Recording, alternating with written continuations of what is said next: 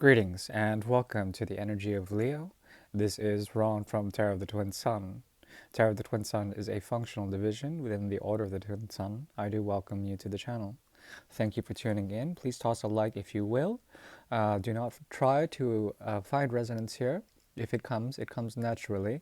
The Great Mirror is a tool devised in order to see the apparent karmas that exist between you and a significant other. The significant other can be a person, place, or thing. Please take only what you will. Thank you for tuning in. I'm working from a deck known as the Grand Attila deck. It's from Pete Gamal, Paris, France. It's about 131 years old. Thank you for tuning in.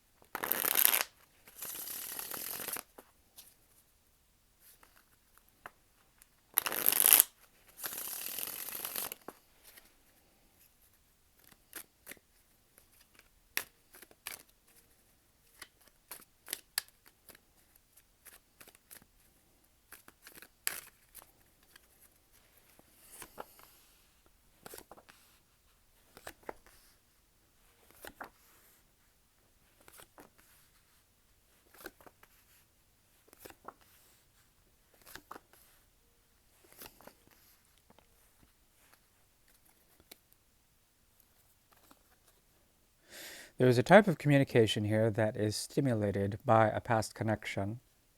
This connection is very meaningful to the energy of Leo.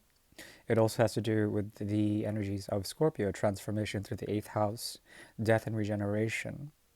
This truth comes at a cost. It comes at the cost of letting something die, something very profoundly tied to the inherent happiness that Leo energy is seeking. Okay, this is a past connection that is very deeply emotionally strong. What emerges out of this is 6, 7, 8, 9. Okay, plus the 3. Something here that has to do with Two of Cups energy very strongly here.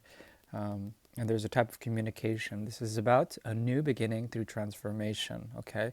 The choice to choose to move to something that resembles the past and to confront this which has not yielded proper results. Perhaps this is an act of folly. You have to be careful not to play too much of the Fool here, the Fool's energy strong. This has to do with the first house as well, the ability to embrace in action something that you must confront. Okay, this has to do with the conscious knowing between both of you of a past and a history of great importance that did not come to full fruition. Okay. The person, place, or thing, the significant other, their energy is very much concerned with the ability to make the right choice. You represent someone who multiplies the energy of the cup signature here.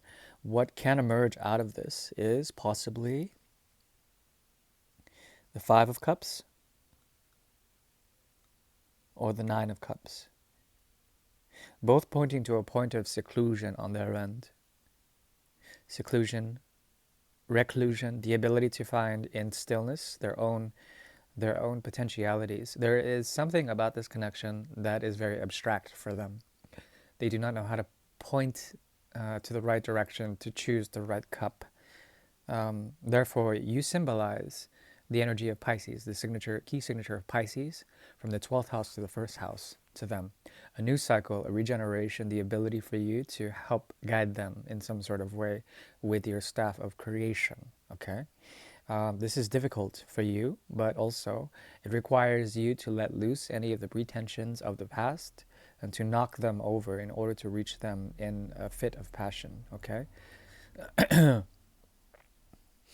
There also is, on a fundamental level, the need to find truth and to bury it in the ground in order to sustain or to perhaps make collapse a psychological sort of difficulty. There is a lot of psychical connection between both of you, mostly coming from your end.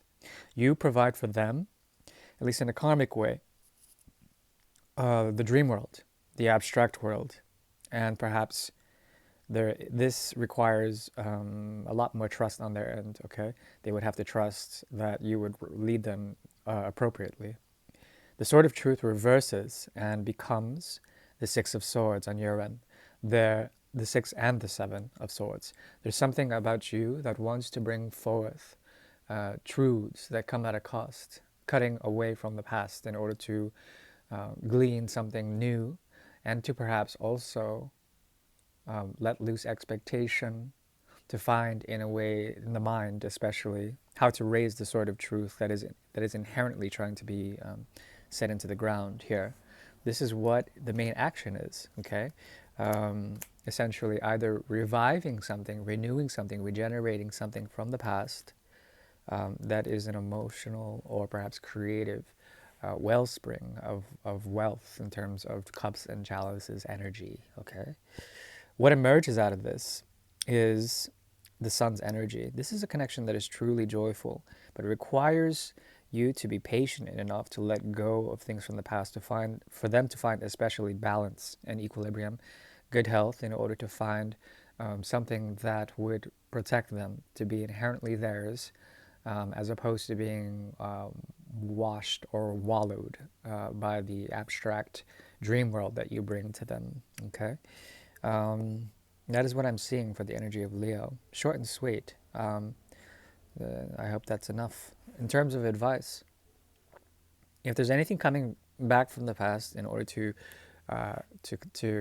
relive a cycle, that there will be burden, but then this burden will be set loose by some form of ego death on one side or the other. Okay, that is what I see. Thank you for tuning in. Bye bye.